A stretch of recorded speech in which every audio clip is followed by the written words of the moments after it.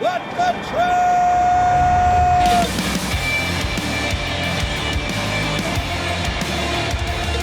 You are listening to What the Truck.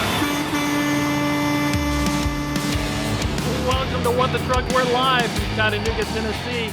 It's Friday. Get motivated, get hyped. Going to be a really fun show today. Going to start your weekend off right with some fun stuff. We're going to have some news and headlines first to start off the show. The topic for this episode, of course, is cargo fraud and truck safety. So coming up in the first half, we're going to be talking about cargo fraud with Ryan Joyce. He's the CEO of GenLogs. He had recently put out either a bounty or a sweepstakes. We're going to promo onto that, helping try and fight fraud. So it's going to be super exciting. And then coming up in the second half of the show, we're going to be talking with the folks at Volvo Trucks. More specifically, Chris Stadler is the marketing product manager there. Volvo has been an industry leader in terms of safety features, and they even recently tested their new VNLs in the Arctic. So we're going to be catching up with the folks of Volvo, talking a little bit about trucks and safety. So before we dive in, though, we would like to thank our sponsor, Verizon Business. From the facility to the fleet, Verizon Business gives you real-time visibility into your supply chain so you can keep on trucking ahead of demand and ahead of the competition. So learn more at verizon.com/distribution. Let's kick the video.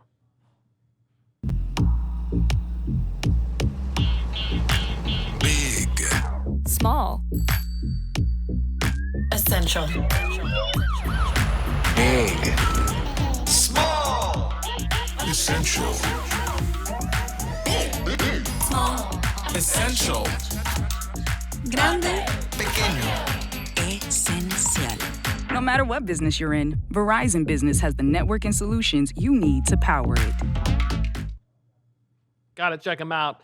Verizon Business. So let's dive into some news now, some top stories. This first one involves freight shipment volumes, courtesy of Cass Information Systems. If you don't know who they are, they make the Cass Freight Index, and it's really useful once every month. And so this recent one here, the freight shipment decline streak has continued, and it is extended to 30 months. According to recent data, the volumes data set shows a potential 8% year-over-year decline in August. FreightWaves' Todd Maiden writes that freight volumes fell faster in July while expenditures stepped slightly higher on a year-over-year comparison.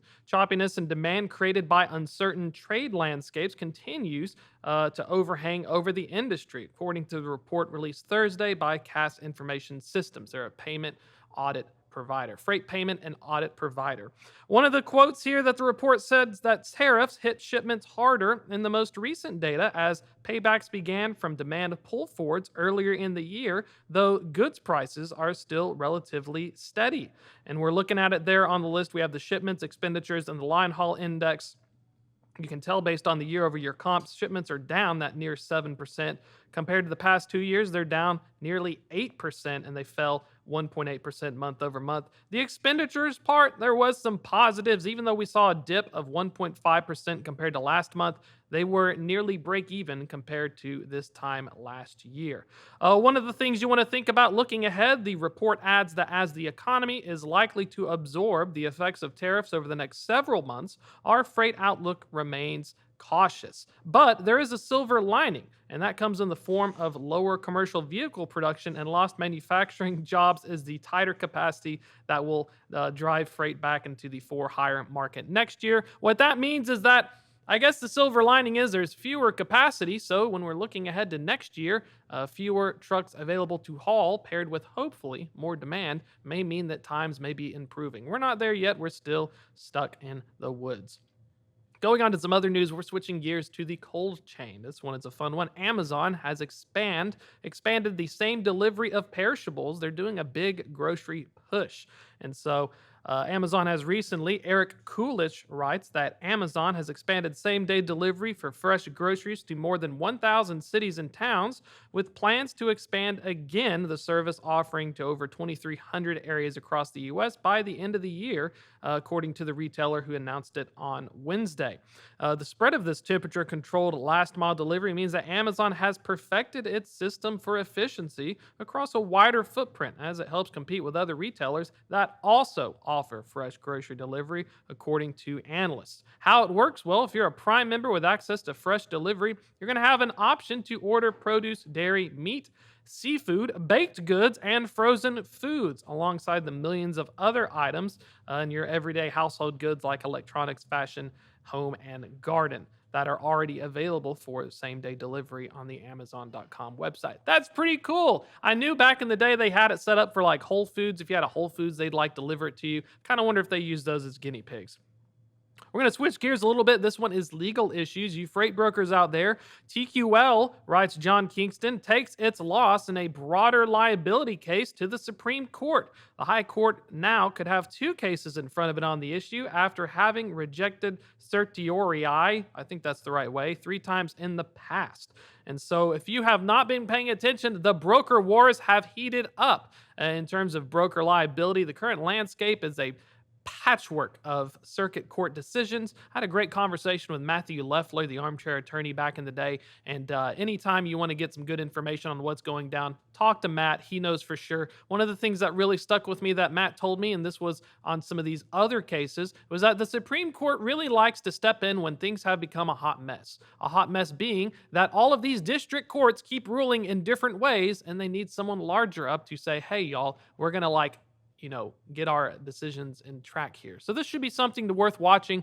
Broker liability is one of those big cases. Part of the reason for my own personal experience in conversations is carriers don't carry enough insurance. And so in the event of accidents, plaintiff attorneys seeking damages are suing everyone upstream, including OEMs. We talked about Wabash, OEM truck makers, and even the fleets themselves like Werner. Brokerages are also part of that value chain. So expect to keep an eye on this as well.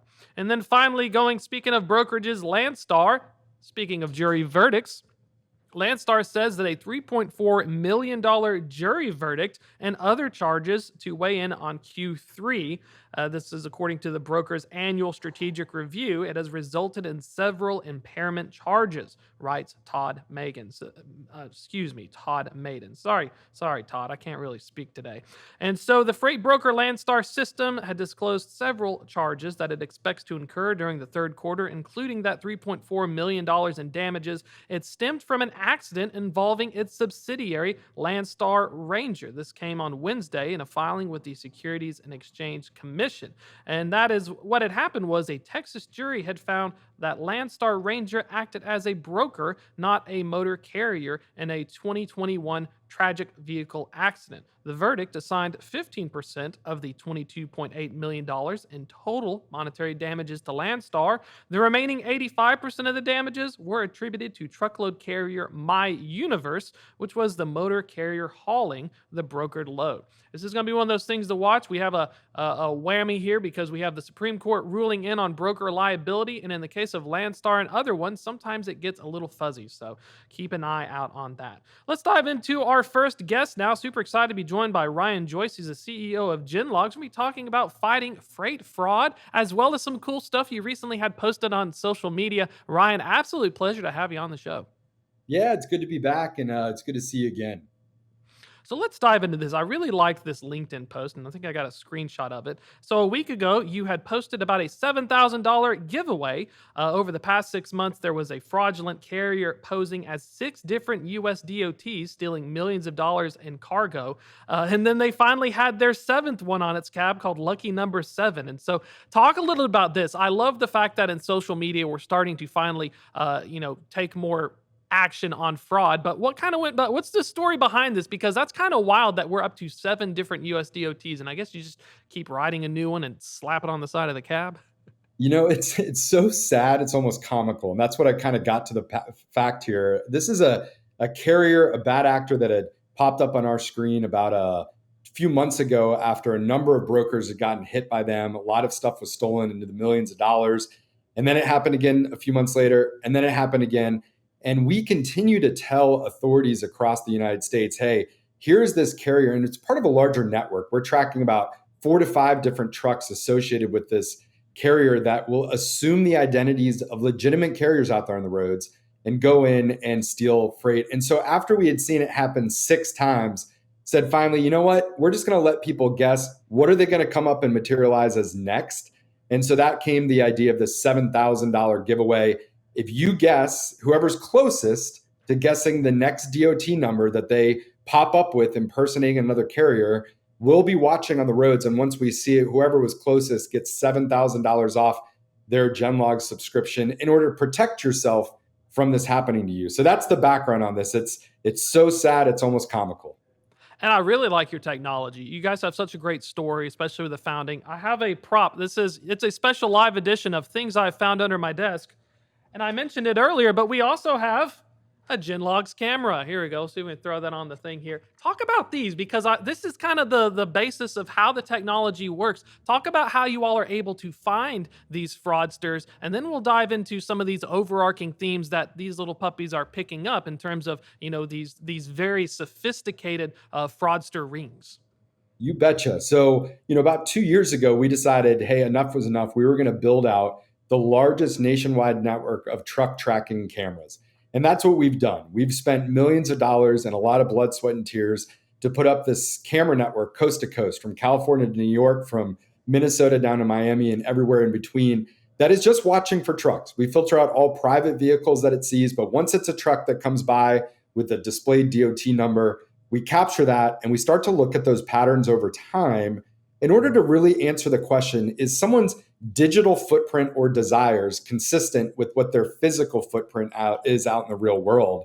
And we can also alert whenever a real carrier is operating, let's say on the East Coast, and all of a sudden someone pops up onto the screen on them on the West Coast with a new truck and a new VIN that's never been associated with that DOT number before. That allows us to alert both law enforcement and the carrier to protect the real carrier that's out there just trying to do good work, and someone else is trying to impersonate them and harm their name. And God forbid, there's a number of freight guard reports that go in on the legitimate good carrier because someone else was trying to pose as them. So that's what we are doing. We are collecting the data to help the industry, to help make sure that carriers are protected, to help make sure they get more freight by allowing freight brokers to say, hey, maybe you've never had an inspection, but I actually see that your trucks are out there, you're real, and therefore I'm willing to work with you.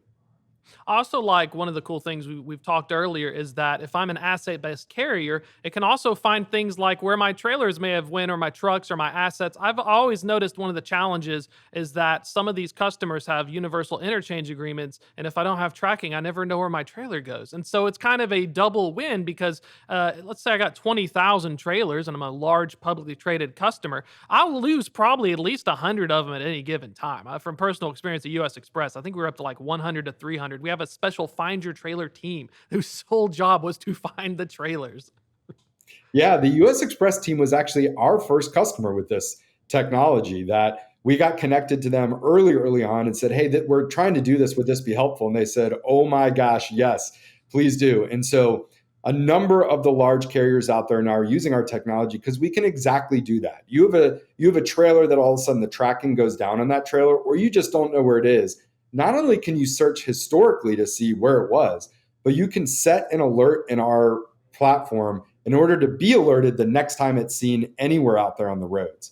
And so we do that both for our customers at scale when they do have 20,000 trailers and hundreds of them are missing at any given time, but also for the smaller guys, we do it for free. So if anyone's listening to this and man, you just got a trailer either sniped last week or it happens to you in the future, not to fear. You can go to genlogs.io. In the upper right-hand corner, we have a button. All it says is find my lost assets.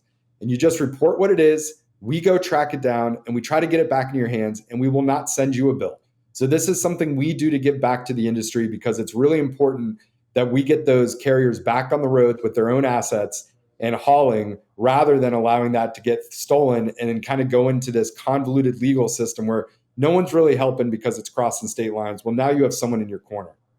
That's one of the biggest challenges. I spoke with an Arkansas ATA person as well, and the biggest issue is if you're let's say you're out of Arkansas and your truck's in New York and it gets stolen and they're driving around with it, the challenge becomes who do I holler at? Do I holler at Homeland Security, the FBI? And I've heard stories where the officers are like, "Well, you stole this truck, but it's a civil matter," and that blows my mind because in Tennessee, if it's theft over 1,000, it's normally a felony. So I can steal a whole bunch of groceries and electronics from a Best Buy and get in trouble. But if I steal like a $250,000 rigged tractor trailer combo, apparently it becomes a civil matter.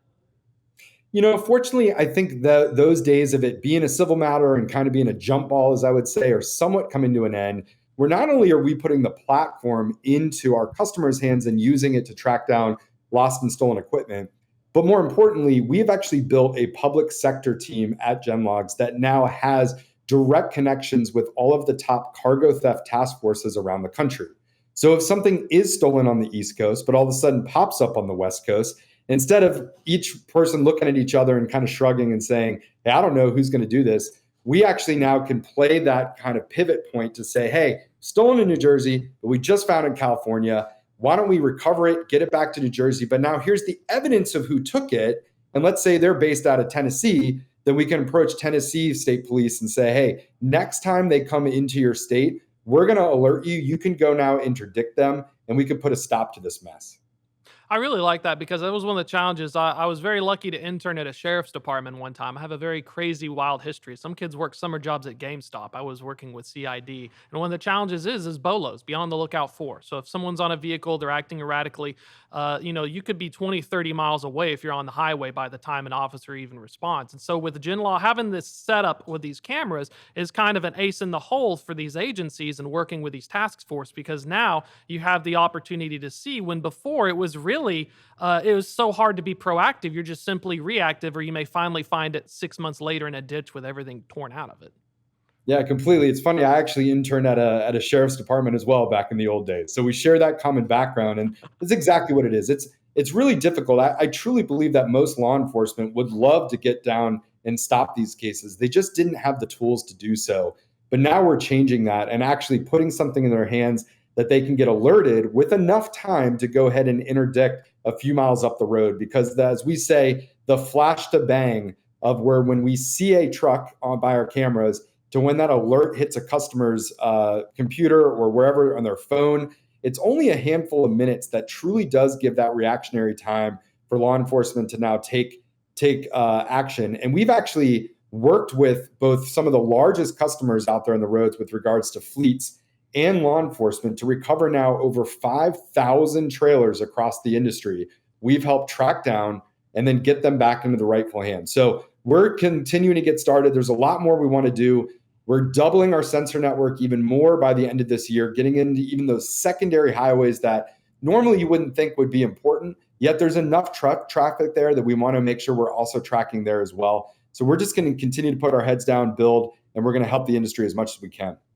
Is there also, before I dive into your other LinkedIn post about stolen cargo, I was curious because, especially when we're looking at infrastructure for state regulators who are building and designing highways, DOT as well, one of the challenges, and I saw this recently, I live in Red Bank, was counting the amount of traffic and the amount of truck traffic. Because if you're building your roads, you want to make sure that like you make them well enough because the trucks are going to tear your roads up more. So is that one of those things where it's a double win where for folks who are wanting to make more truck friendly infrastructure, there's the possibility in the future that you guys are helping out and helping figure out where's the right place and the right routes, so that way maybe we're not driving through a neighborhood and I gotta like replace my driveway every few years. Absolutely. And this is like a byproduct of the data we're collecting. Now that we've built a number of computer vision models that allows us to classify the exact type of equipment, we can tell you, hey, was that a Class A truck just hauling a 53-foot dry van? Or was that a Class A truck hauling a 16 axle, some type of extended RGN heavy haul? Those are going to put two different types of wear and tear on the roads and two different types of roads that you need to design as you're thinking about additional infrastructure. So all of this data we're collecting, we actually are in conversations now with both state departments of transportation and at the federal level to make sure that they also have access to this very rich data to make sure that they plan for a more sustainable future for our supply chains. And I want to bring up another post you recently had on LinkedIn about 2 days ago. This one is crazy. $1.6 million load was stolen by a shipper. And of course, the problem was the carrier was hacked. Broker using a load board had tendered the load to the bad guys, so it disappeared it.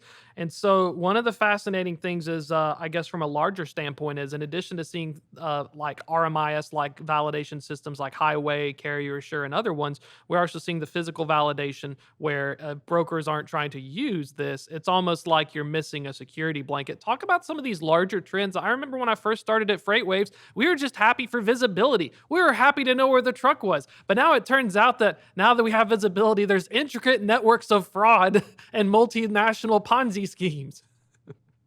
I would say almost once a week, someone comes and knocks on our door. A broker has some of this issue as well. And they say, I don't get it. The tracking looked good. The carrier looked good. Like everything was in order. We were using one of those vetting platforms and it still happened to us.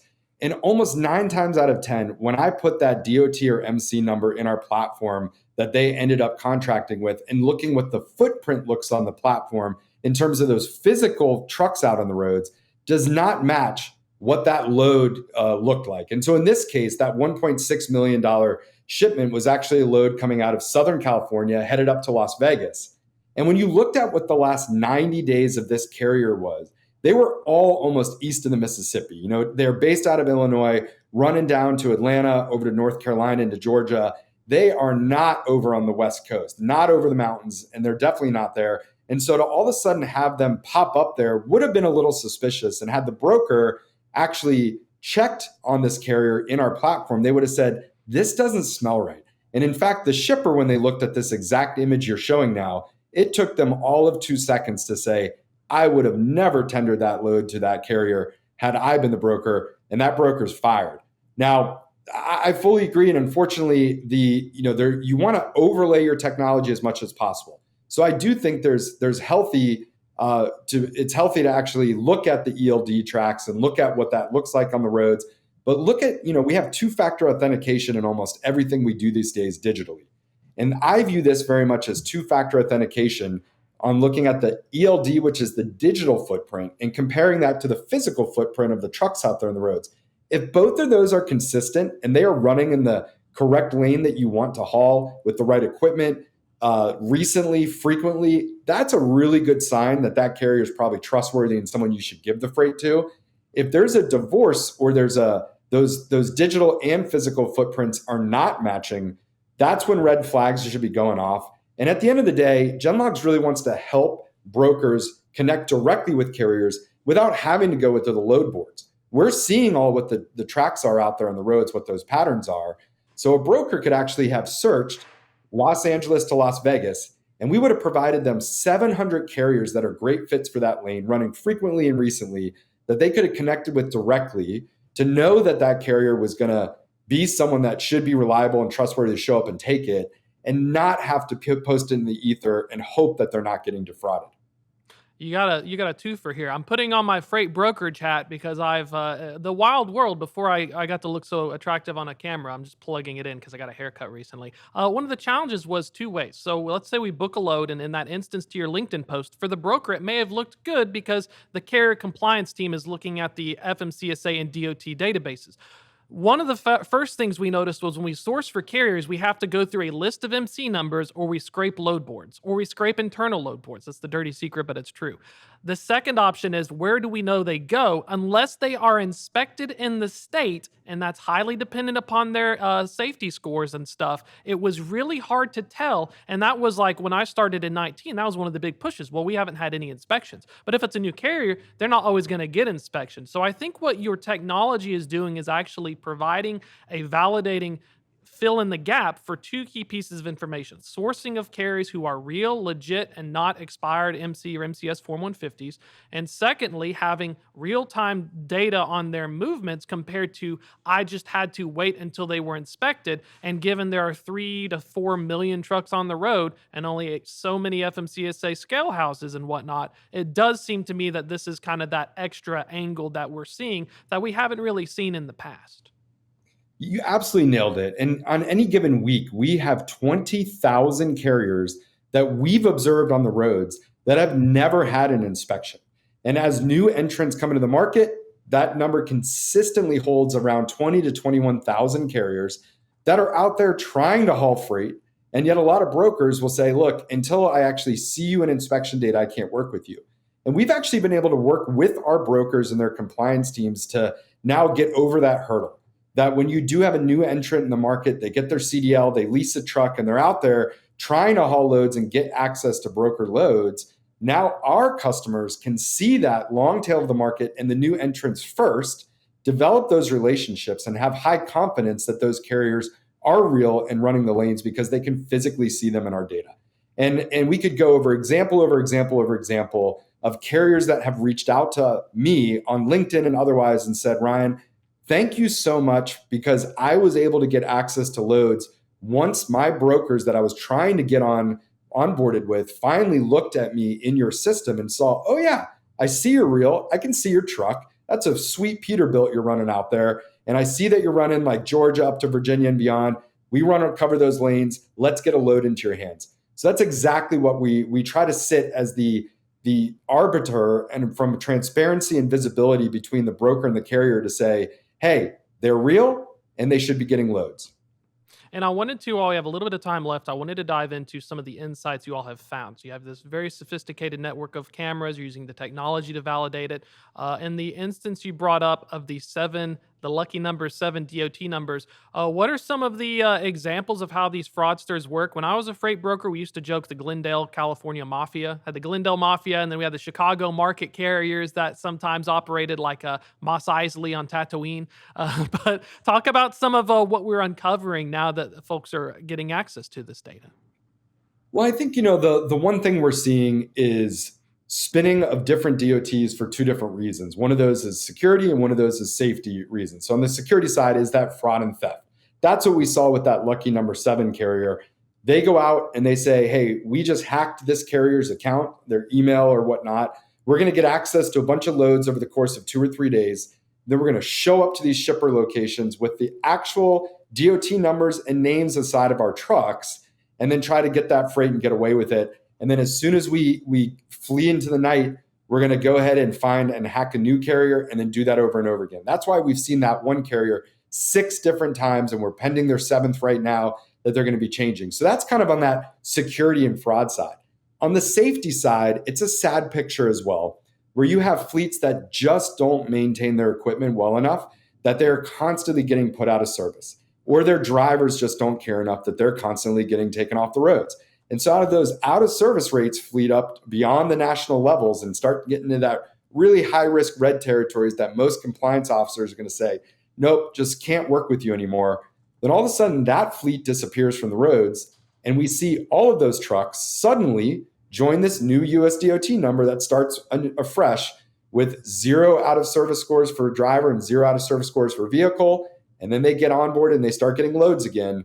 And then that cycle continues. And so one of the things that we're trying to do at GenLogs is look at from the VIN level, like truck by truck, looking at what's happening out the roads and what changes are we seeing about the truck that could materially flag that this is either a safety or security issue that is following the trucks, even if the DOT numbers on the sides are changing. And so that is what we want to be able to do. And we're building this incredible intelligence database that in early 2026, we plan to release to our customers that would allow you to essentially click on a truck and then see the spider web of connections that it has to all of the different DOTs, addresses, phone numbers out there on the road in a really rich and contextual way that they can like immediately see that these flags are going off saying, this might be a carrier that we want to avoid. And I think that ties into, especially with that upcoming release.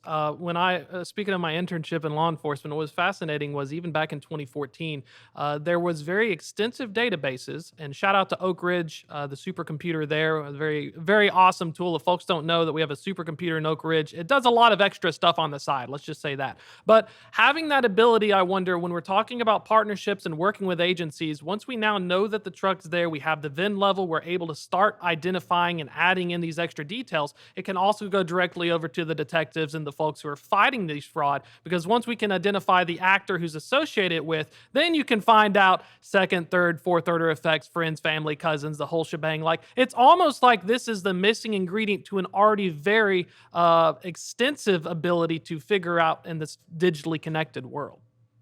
Yeah, and I can't share too many details about it yet, but yesterday I was actually in meeting with US Department of Transportation senior officials. We're saying right below Sean Duffy level.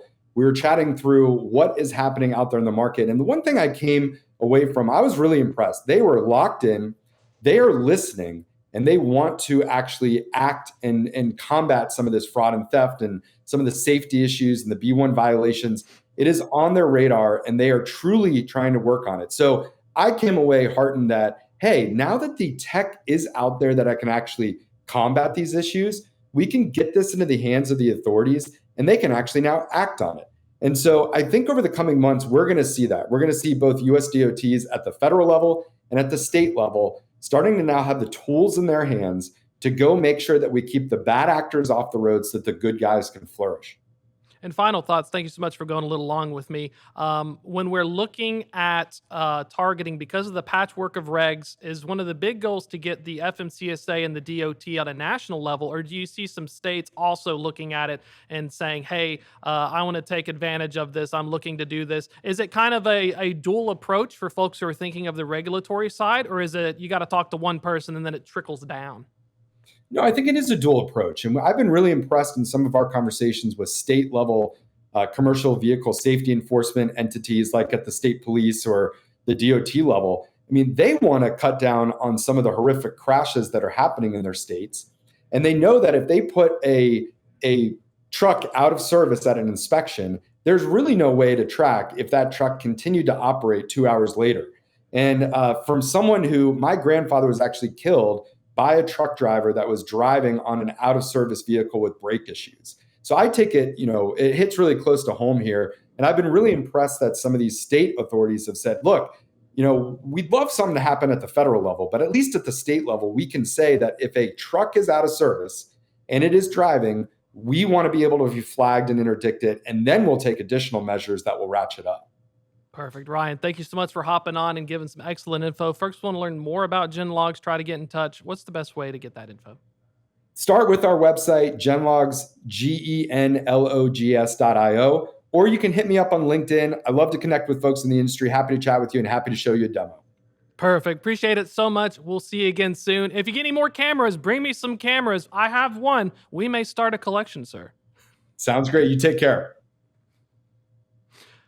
Awesome stuff. Check them out, GenLogs, folks. The technology is amazing. Let's switch over to our next guest now. We're going to be talking with the folks at Volvo. They had recently not only announced the all-new VNLs, their industry-first safety innovations, but they did some really cool Arctic cold weather testing. I got to write about that. And then they also had, they were spotlighted in the Red Dot Design Awards. So there's a lot of cool stuff. Let's see if we have some, there we go. Let's pull in Chris real quick. Hey, Chris, let me know if you can hear me and everything. Absolute pleasure to have you on the show. Yeah, Tom's, I can hear you very well. Thank you. Glad to be here today. I'm glad to have you all on. You all have been pioneers in the safety space. And I think Volvo, you guys were like the first one to make seatbelts or like the airbag, like instead of publicly available for folks, right? I think so. Get my camera working here. Yeah, we were first one to bring the three-point seatbelt to the market, and actually decided to make it available for everybody in the industry, everybody in the world to utilize, because we felt the importance, of the safety of that seatbelt as being the safety component for drivers and protecting them when they're on the road.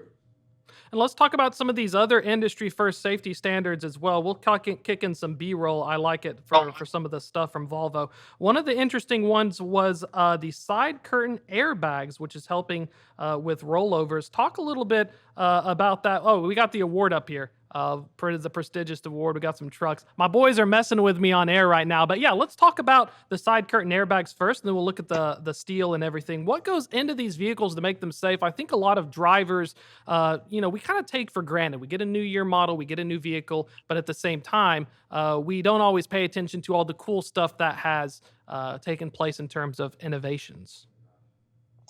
Yeah, so I mean, our design, our core value at Volvo is safety, and so we do everything we can to make sure we protect the driver, protect the driver in the environment they're operating in.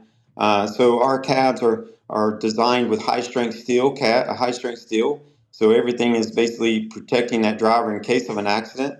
And then we've made some innovations in the truck as well when it comes to protecting it driving further. With the side curtain airbag that we introduced with the new VNL, we put that as a new feature into the truck.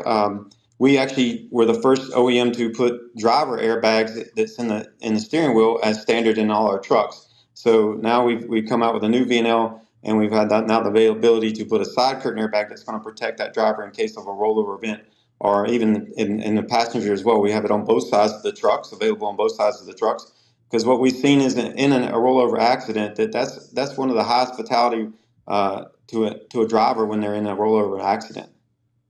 And I like the fact that when we're talking about high strength steel cabs is very fascinating. There was, when you're looking at especially accidents, the energy of a crash, talk about what goes behind the scenes on that. I've had the luxury of talking with some OEMs, and I didn't know that the composites and the material are just as important in terms of that as things like design for aerodynamics, etc.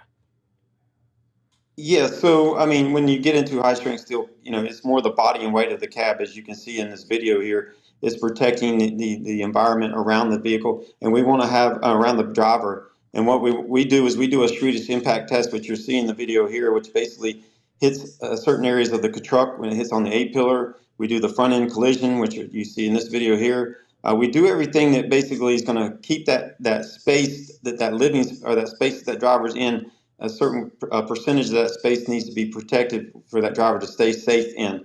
And then everything that we design in the truck when it comes to the components like the dash, we have it where it's soft impact. So meaning when it does come into the drivers, let's say their knees or stuff like that, it's designed to basically give in so it don't protrude into their knees. The engine itself and the transmission, when it goes into this impact here you see on the video, is designed to drop down from the truck, not come up into the cab of the truck. So again, protecting the driver when that happens. So everything we've done, and a lot of this safety stuff that we look at, is it takes years and years of development, years and years of testing. We make sure when we do test it that it's going to survive a test, whether it's impacting from the front, impacting on the A pillars up there by the cab, impacting from the top of the cab, and also behind the cab. We make sure that the driver will have that survivable space to be in, and then we also we basically put that availability where they can they can open the door as well to get out of the vehicle after the accident. Yeah, and before we dive into the Arctic testing, I wanted to pick your brain on the drop engine feature. It was very fascinating that in the event of an accident, I didn't know this. It's kind of Newtonian physics, but there's challenges where sometimes engine blocks will come visit you in the cab. I always remembered in trucking we were more worried about if you're hauling like steel coils, things hitting you from behind.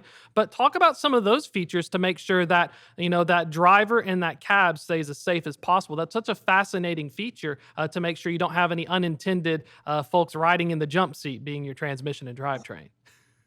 Yeah, so with the flared out, what we have is we have flared out frame rails into the vehicle. So they're flared out to where basically as the impact starts to happen, there's nothing that's gonna, the design of the bracketry that mounts the engine and the transmission is really the way it's designed. It kind of pushes downward as the impact happens, and that allows the engine and the transmission to drop down from that perspective instead of, like you said, coming up into the cab. It was a design that we put in place many, many years ago with the legacy with the older trucks as well since 1998. So we've been doing this for a long time. And like I said, we make sure that the driver has that survivable space to be a part of when an accident does occur. And I'll talk a little bit about the Arctic testing. This stuff is so cool. I know these trucks are tested in Colorado, but they go up to Fairbanks, Alaska. They make a nearly 3,000-mile journey. Talk about what goes on behind the scenes with that, because it's so fascinating. I live in Tennessee. We get like 2 days of snow a year. And so I'm thinking, oh, yeah, a truck is fine. But you all put it through temperatures of up to negative 40 degrees Fahrenheit. Dive into some of this Arctic testing. It's really amazing stuff. Yeah, so I have my CDL. I've been driving since 2015. Not like the drivers that you have on the road today, but I get a few thousand miles a year on the truck. I actually had the opportunity to do this test, but unfortunately my schedule didn't work out in my favor. But I really was a little disappointed. But the great thing about this was that the opportunity we have is we had this opportunity to bring these trucks up in that type of environment up in Alaska, driving them from Colorado to Alaska, and getting that extreme environment testing capabilities to it, so we can test the powertrain, we can test the electronics on the vehicle, making sure that if it can survive these type of extreme measurements, like you said, the minus 40 degrees, then it can survive most of what these truckers operate in day to day. And there is still some truckers up in Alaska that still deliver, and they do. You have your ice road truckers, those type of people. But it's good that we can make sure this truck survives those type of environments, and we not only do it from a cold perspective, we also do it from a hot perspective. So we take it down to the heat wave down in Phoenix. So we can also down in Arizona type environment. So we make sure that everything we put on this truck can survive these extreme conditions. And if we don't, I mean, as we learn from these environments, that we can make modifications and improvements to the vehicle so it is ready for day-to-day travels for our drivers. I think the release noted, I wrote about it in on the FreightWaves site. There's like 6 different biomes that's tested. Does Florida count as a biome? I always like to ask OEMs, is there a Florida setting? Yeah, there's a Florida setting. I mean, the biomes that we worry about, we look at is basically, what our drivers go through day in, day out. So yeah, there's a coastal biome, so we get the humidity that Florida would encounter on a day-to-day basis. So we make sure that our test trucks get into those type of environments. We not, like I said, we run it in the heat of Arizona or in the desert. We run it up in the Alaska for the cold. So we need to make sure also the humidity of Florida is in that testing as well. And I wanted to congratulate you all as well. We got a little bit of time left. You all had recently won the prestigious Design Award for the new North American truck model. It is the all-new V&L. It earned the 2025 Red Dot Award for product design in the commercial vehicles category. Talk about what goes into that. And congratulations first off. And then for folks who are unfamiliar with some of these awards, what kind of went into it? Well, I mean, I think what we're proud of is that our design team has done a wonderful job of creating this truck. We had a direction here that we wanted to make sure we achieved what we needed for our customers when it comes to fuel economy, when it comes to supporting their operations day in and day out. Everything of this truck was looked at from the ground up. It was a clean white sheet of paper, and to put that together and basically meticulously design this truck to address when it comes to better improved aerodynamics, better features for our drivers, for the drivers to operate in and day out. I think to have that and then get that award for that recognition and all the hard work that we put into it and the design, and this truck really looks awesome on the road. I've seen quite a few already on the road. That it kind of is a self-rewarding that other people can recognize that award, that design as well, and how much we put into it. Well, Chris, we really appreciate you hopping on the show and working with us today. It's super exciting to see what you all are working on, and can't wait to see what's coming up next. If folks want to learn more about Volvo, check out your lineup, your offerings. What's the best way to get more information? Well, the best way to get more information is volvotrucks.us. .com, and that's the way you can get it, or volvotrucks.us, excuse me, and that gives you all the information on what we have on the new truck, and even our current trucks that are still rolling down the road. So we got as much information as you can get from that website. Perfect. Chris, thanks again so much for your time. We'll definitely have to catch up again soon, and hopefully they get you back on that Arctic trip. Hopefully they send you back up there. I wouldn't want to miss it for the world. Just say, hey, pencil me in for the next test. Yeah, me too. I hope I get another chance at it. Thank you. Thank you. We're getting near the end of the show here, but we've got a little bit of stuff we need to knock out. It is housekeeping. One of them, of course, is that I have a special discount code for the F3 Future of Freight Festival. So if you want to check that out, it is WTTF325. So what the truck, WTT F3 and 25. Easy to remember. Save yourself $900. While you're at it, the F3 Future of Freight Festival will have the announcing of the Freight Tech 25 awards, and that's going to be one of the big things here. It's validated by a third party, so we're not the ones picking it. But if you want to be either on that Freight Tech 25, be an award winner or something, you need to put in for the Freight Tech 100. We still have it open, so you don't want to miss that out. Some key dates to remember, though, is that you have until September the 1st for nominations for the Freight Tech Awards. They close on 6 p.m. Eastern Time Monday, so you don't want to miss out on that. Put in some nominations for the Freight Tech 100. You can nominate whoever you want for it, your friends, your family, your dog, your favorite company. Just make sure that you put it in there, and then we will announce the top 25 at the Future of Freight Festival. It's also at a newer date. It's in October instead of November, so pencil it in October 21st and 22nd. If you're in town early on the 20th, there is also a hackathon that you don't want to miss. You can check it out on live.freightwaves.com for more details. A lot of great stuff coming up. That's it for this Friday. We made it. We made it to the weekend. Thank you all so much. You can catch us on SiriusXM, Apple, Spotify, YouTube, wherever you have your podcast needs. I'm Thomas Wasson. It's been an absolute pleasure. Stay safe. Have a wonderful weekend.